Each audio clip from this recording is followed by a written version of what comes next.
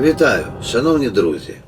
Відверто кажучи, в новому відео я думав розповісти вам про Миколу, як звали першого відомого правителя Надніпрянської Русі, тобто тієї єдиної Русі, що була, тієї Русі, яку московити навмисно назвали Киевской, чтобы прилепить к ней свою липовую Московскую Русь. На самом деле уродливе дитище Золотої Орди. І я обов'язково вам про Миколу розповім. Але не зараз. Сьогодні наша розмова про Трампа. Ну і, звісно, про парадокс Фермі. Нещодавно відбулася трагічна дата. Почався 4-й рік повномасштабної війни, влаштованої кремлівським ботексним дегенератом проти народу України. Що дегенератам? Це не новина. Не можна перетворюватися на царя. А так відбувається завжди, коли узурпуєш владу. Необмежена влада зробить покидьком кого завгодно, тим більше колишнього майора КДБ. Не можна труїти опонентів, немов тарганів. Нельзя затыкать журналистам рты. Нельзя подминать суды. Нельзя оболванивать население пропагандой. Особенно специфическое, российское. Оно и без вечернего мудозвона от предков андрофагов недалеко ушло. Да, в короткой перспективе такие методы приносят успех. В долгосрочной результат один. Кровавый тупик. Я не питаю иллюзий в отношении демократии. И все же это лучшее, что нам, то есть человечеству, удалось изобрести. Демократия, даже паршивенькая, предполагает смену власти, что чревато ответственностью. Вот скажите, стал бы Путин начинать войну, если бы знал, что на выборах его прокатят Немцов? Да не в жизнь. Поэтому Путин Немцова убил и устроил Киев за 3 дня. Помните? Парад на Крещатике, торжественный ужин, концерт Газманова. По итогу россияне отримали концерт Кобзона. Я не против того, чтобы они спели дуэтом на призрачной палубе крейсера «Москва». Трио с шаманом. Вообще идеальный вариант. 4-й год, обещанный Путиным 3-дневный СВО. Сотни тысяч убитых. Горе и слезы для нас, украинцев. Несмываемый позор для вас, россияне. Вам не спрятаться за Путиным, когда настанет час платить по счетам. Украина выстояла, вопреки всему. Украинский народ победил. Победил еще 3 года назад, когда наши воїни розбили орків в Гостомелі. Коли звичайні українці під Черніговом порожніми руками зупиняли танки. Коли азовці в оточенні тримали Азовсталь. Коли матрос Скакун підірвав Генічеський міст разом з собою. Це відбувалося в самі перші дні. Так багато людей, що залишались живими. Кацапи їх просто ще не встигли вбити. Вони ще не наробили лиха в Бучі. Ще не кинули ФАП на Маріупольський драмтеатр.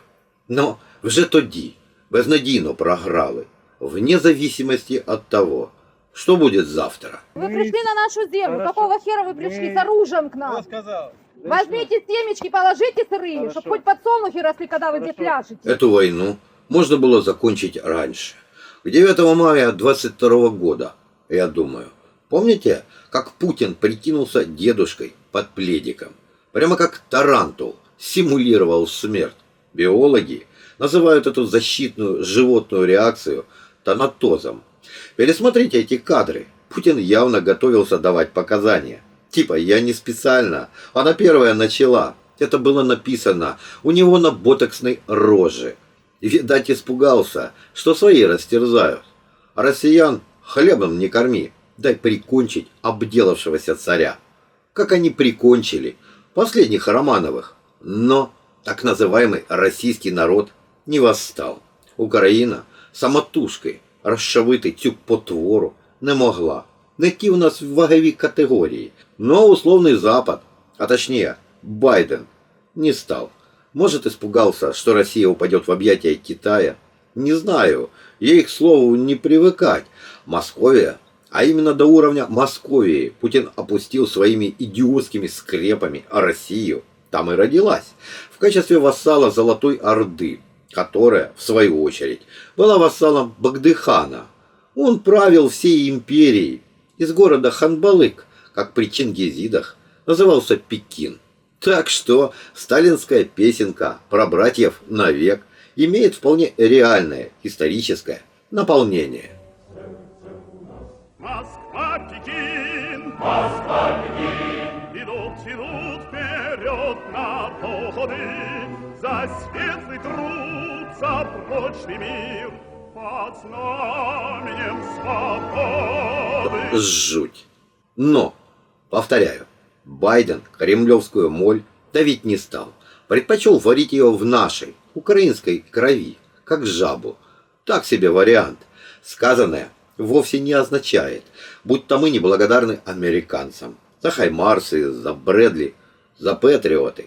Это не Америка на нас напала. Это Путин на нас напал. Поэтому спасибо за помощь. Хотя ее и было маловато. Но у Байдена хотя бы есть оправдание. Он опасался ядерной зимы. Напевно, читав про парадокс Ферми. Принаймні, чув. Был такой знаменитый ученый Энрико Ферми, лауреат Нобелевской премии по физике, и был молодой астроном Фрэнсис Дрейк, будущий профессор. И вот этот Дрейк взял возраст нашей Вселенной, а это 15 миллиардов лет, число похожих на Солнце звезд, а их в одной только нашей галактике с полмиллиарда, как минимум, а также количество планет типа Земля, а також багато інших чинників. Але ви зрозуміли логику. Сопоставил все это с необычайно юным возрастом нашей человеческой цивилизации, а это всего 10 тысяч лет, понадобившихся человеку, чтобы выйти в космос, и сделал вполне очевидный вывод, что у нас прямо-таки обязаны быть соседи. Как в американском фильме про пришельцев, где играл старенький Томми Ли Джонс. Ну а Ферми, ознакомившись с расчетами, резонно спросил, ну и где они? Чтобы разрешить парадокс, учеными было выдвинуто много гипотез. Согласно одной из них, самой неприятной для нас, причиной великого молчания, поскольку из космоса не гугу, является склонность цивилизаций к суициду, которая проявляется с развитием технологий, причем не обязательно со зла. Скажем, какой-нибудь лаборант где-нибудь в Ухане выплескивает культуру вирусов, мутантов в писсуар, и до побачення. Вполне реалистичный сценарий. Чума Юстиниана в VI столетии унесла десятки миллионов людей. Черная смерть, ничуть не меньше, испанка по количеству жертв переплюнула мировую войну. Впрочем, в 60-х годах, когда ученые бились над разгадкой парадокса Ферми, они подумали об атомной бомбе. В первую очередь. Неудивительно, у всех на слуху был Карибский кризис, едва не закончившийся гарантированным взаимным уничтожением. Именно так называлась военная доктрина времен Холодной войны. Трамп-то тут каким боком? Вполне резонно, скажете вы. Это же ястреб Байден называл Путина убийцей, за что алкоголик Медведев грозился испепелить Вашингтон. Но Трамп-то писаный миротворец, поет кремлевскому упырю дифирамбы. Какая ядерная война? Думать так – большая ошибка. Гитлер со Сталиным тоже почти что целовались. И в итоге что? Первую мировую войну практически всухую выиграли Соединенные Штаты. Это непреложный факт. Поводом к войне послужило убийство эрцгерцога Фердинанда. Его застрелили отмороженные сербские терористи. Эрцгерцог був приємний такий чолов'яга, до речі, аристократ і одночасно ліберал. Мріяв перетворити імперію Габсбургів на австрійські Сполучені Штати. Це без жартів. Через те і отримав кулю. Хто його замовив, досі невідомо. Конспирологи вам назовут десяток кандидатов, от венгерского премьера графа Тисы и до Карла Радека, будущего главаря Коминтерна. Так или иначе, эрцгерцог был убит. Австро-Венгрия предъявила Сербии ультиматум, московский царь объявил мобилизацию. Сербы, братушки же ж, и понеслась. Штаты долго держались в стороне. Они соблюдали нейтралитет. Правда, учредили, чисто на всякий случай, Федеральный резерв, центральный банк, которого прежде не было и без которого им было бы крайне сложно управлять финансовыми потоками. Ну а потоки эти полились буквально рекой. Ибо пока в Европе грохотали пушки, Америка пережила настоящий промышленный бум, поставляя за океан миллионы тонн самых разнообразных грузов, амуницию, оружие, технику, топливо, еду. Она это делала не бесплатно, так что к 18 году европейцы висели американцам астрономические суммы. Таким образом, Штаты из-за штатной региональной державы, не нашего полушария, между прочим, превратились в мирового индустриального гиганта. Больше половины всего промышленного производства планеты. И в банк больше половины мирового золотого запаса. А за всем этим стояла вооруженная до зубов американская армия и флот из новейших, только-только со стапелей, линкоров. В итоге именно к американцам через головы европейцев обратились немцы, когда надумали сдаваться. Именно американцы учредили для европейцев Лигу наций. Именно Штаты дирижировали на Версальском конгрессе и решали, к примеру, что делать со сбежавшим на Валдай, то есть, простите, в Бельгию, Кайзером. Именно американцы, к слову, спасали от голода миллионы голодранцев россиян.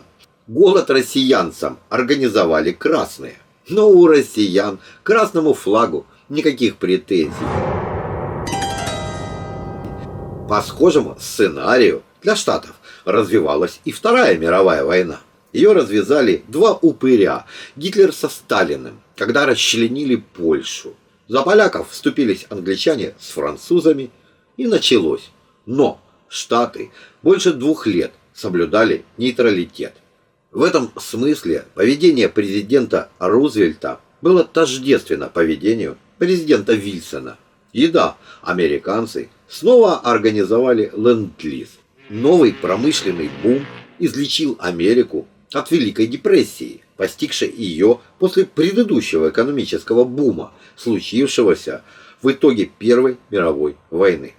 К 1945 году Европа снова лежала в руинах. Штаты же, на чью территорию не упал ни один снаряд, стали сверхдержавой. 2/3 мировой индустрии, 2/3 сельхозпродукции, 2/3 мирового золотого запаса. У них были самые мощные монополии, самые могучие линкоры, флотилии тяжелых бомбардировщиков и ядерная бомба, как вишенка на торте. Ничего, даже отдаленно подобного, не было больше ни у кого.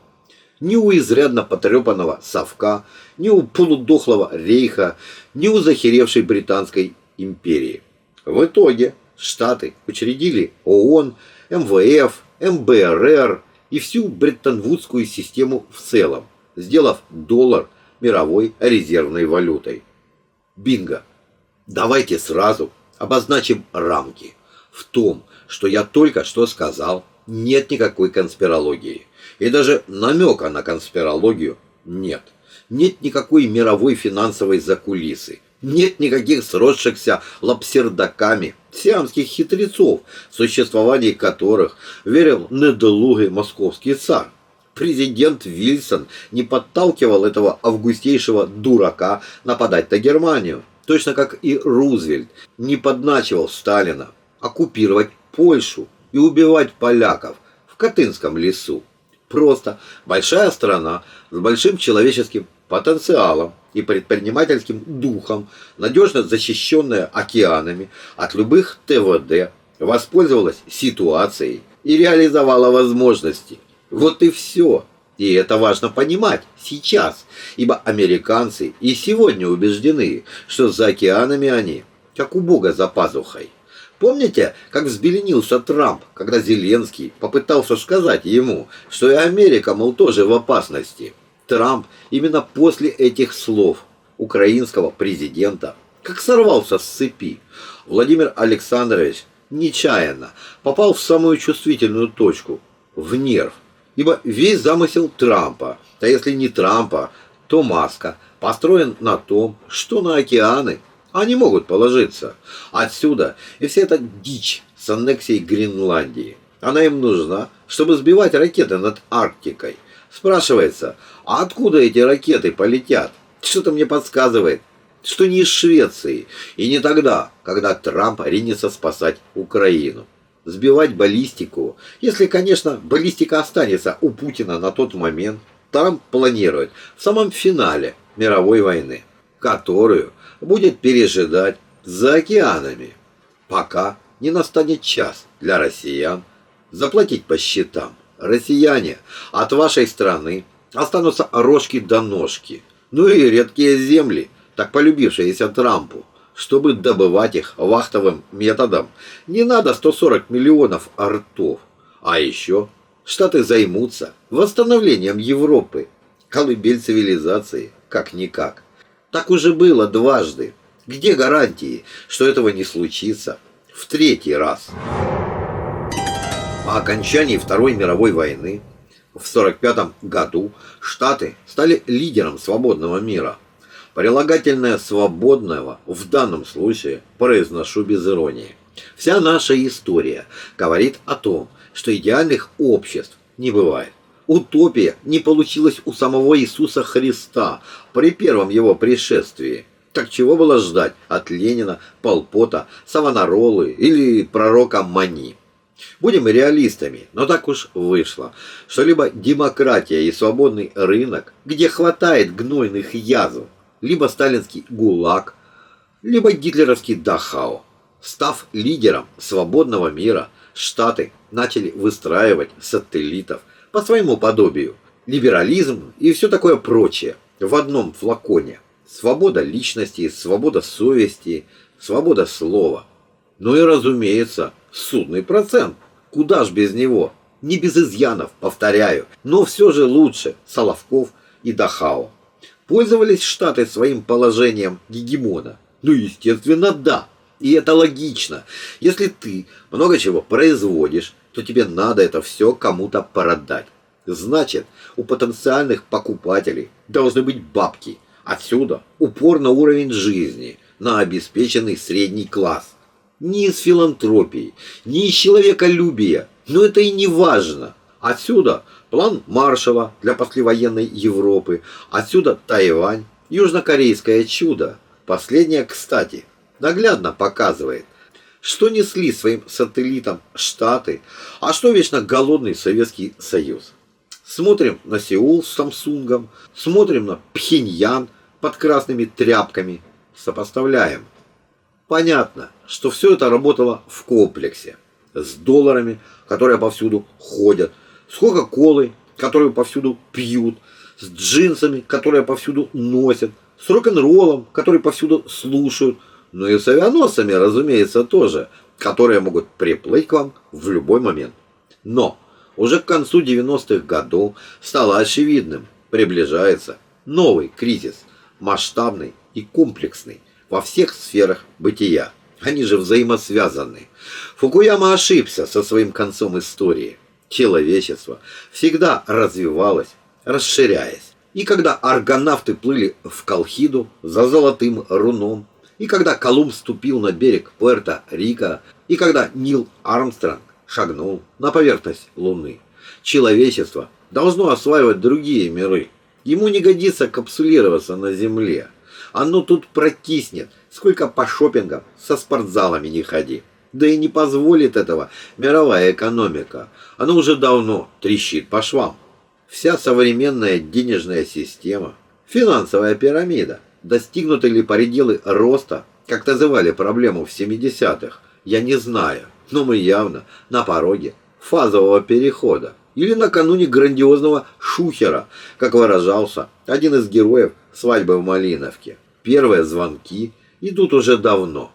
Путин чисто из прихоти, обожравшись нефтедолларами и, как бы это выразиться, газа евро, развязал в Европе войну. Впервые за 80 лет, шаг за шагом, повторяя гитлеровский реванш. Можем повторить? О да! Деды, говорите, воевали. Деды, воевавшие с фашизмом, вращаются в гробах и в братских могилах от Волги и до Дуная. Китай собрался проглотить Тайвань. И никого не смущает, что это на Тайване сидит законная китайская власть. А КПК так бы и лечила переломы от большого скачка товарища Мао, если бы Никсон и Киссинджер не вырастили голема в качестве такого себе сюрприза для совка. Совок каюкнулся 40 лет назад, а голем наступает на пятки. И вот на волне популизма президентом становится Дональд Трамп. И начинается нечто странное, мягко говоря. Феерический бардак. Оказывается, войну устроил Байден, Зеленский агрессор и поджигатель, европейцы дармоеды с прилипалами и так дальше. Черное в исполнении Трампа это даже не белое уже, это квадратное. Так вот ты какой когнитивный диссонанс. И пораженные политологи теряются в догадках, чего нам ждать. И их можно понять. Как можно всерьез анализировать постправду? Ладно бы Трамп лично ненавидел нашего Зеленского. Споткнулся о него на первом сроке, а теперь еще и болезненно ревнует к молодости и славе. Ибо Трамп, по сути, просто эксцентричный старый нарцисс. А Зеленский это такой себе библейский Давид, макнувший ботоксной мордой в унитаз другого престарелого мачо, кремлевского недоголиафа. Я понимаю, как это дико звучит, но чем еще можно объяснить истерику Трампа в овальном кабинете? Трамп выгнал Зеленского и съел его курицу на обед. Вы тоже это слышали? Это правда сообщила пресс-служба Белого дома? Може, самый час перефарбувати его в желтый колер? Ладно бы Трамп ненавидел украинцев. Такое бывает. Такая патология была у Гитлера на евреев. Такое имеет место прямо сейчас у россиян, когда они только слышат об украинцах. Может, Трампу вскружила голову фуражка фюрера, если Путин ее тайком ему подарил. Тогда, при всем уважении к поясу Усика, фуражка Гитлера явно круче, по части влияния на поведение владельца. Правда, у Гитлера все же был мотив. Адольф был нацист, и окончательное решение еврейского вопроса было его идеей фикс. Гитлер искренне верил в сионистский заговор. Трамп на идейного ни разу не похож. Он барыга, таких волнует только бабки. А у нас тут явно не Голконда, много не наскребешь. Ладно би Трамп був такий собі Скрудж Макдак, якому Путін запропонував величезний хабар у крипті, як стверджує в своїх інтерв'ю пан Кульпа. Это хотя бы можно было бы понять. У Путина бабла до хрена. Триллион туда, триллион сюда. Без разницы. Хотя, хочу вам сказать, если президента США можно купить, как какого-нибудь депутата Райрады, то американской государственности хана. Может, Трамп консерва КГБ, как утверждает генерал Григорий Амельченко? Может и так, но остается гадать, куда смотрят другие представители так называемой американской элиты. Как говорила моя бабушка, им шо, повылазило? Или они тоже агенты врага, как в бородатом советском анекдоте про кремлевских старцев? В такое верится с большим трудом, но соглашусь. Тогда у нас хотя бы было вразумительное объяснение, зачем президент США пытается уничтожить союзников по НАТО, зачем подрывает их доверие к Америке, зачем раскачивает Евросоюз, зачем вредит своей же стране, разрушая основополагающую американскую мечту про дом на холме, зачем рубит сук, на котором сидит. Ибо положение Америки, как лидера свободного мира, держится в первую очередь на доверии, включая, кстати, доверие к американскому доллару. Ибо доллар, по большому счету, это просто напечатанное на красивой бумаге переуступаемое вексельное обязательство, размер которого определяется номиналом купюры. И все. Сегодня вы на него можете что-то обменять, когда покупаете товары на рынке. Завтра не купите вообще ничего, если доверие к доллару пошатнется. Долг имеет смысл только если его собираются оплатить. А если не собираются, натравим на Трампа коллекторов. Еще в XIX веке, после опустошительных наполеоновских войн, великий немецкий поэт Генрих Гёйне назвал деньги богом нашего мира. И даже не потому, что их количество сильно влияет на наши возможности, а в первую очередь из-за веры. Вы меняете свое время и усилия, зарабатывая их, ибо верите в их покупательную способность и стабильность. Это же не алмазы, не золотой песок. Без нашей общей веры деньги – простые фантики, точно как статуи древних богов, которым когда-то приносили жертвы, а сегодня они экспонаты музея. Впрочем, если в Европе начнется большая война, и она не затронет Америку, доллары гарантированно подскочат в цене. Это абсолютно логично. А потом их вообще понадобится немерено для реализации нового плана Маршалла. Не удивлюсь, если его назовут планом Маска. Друзья, давайте продолжим в следующий раз и поговорим уже конкретно о магии и маске. И о том, почему у них и Путина не получится большой любви. А пока, дякую за увагу. Слава Україні! Слава українському народові! Бережіть себе! До побачення!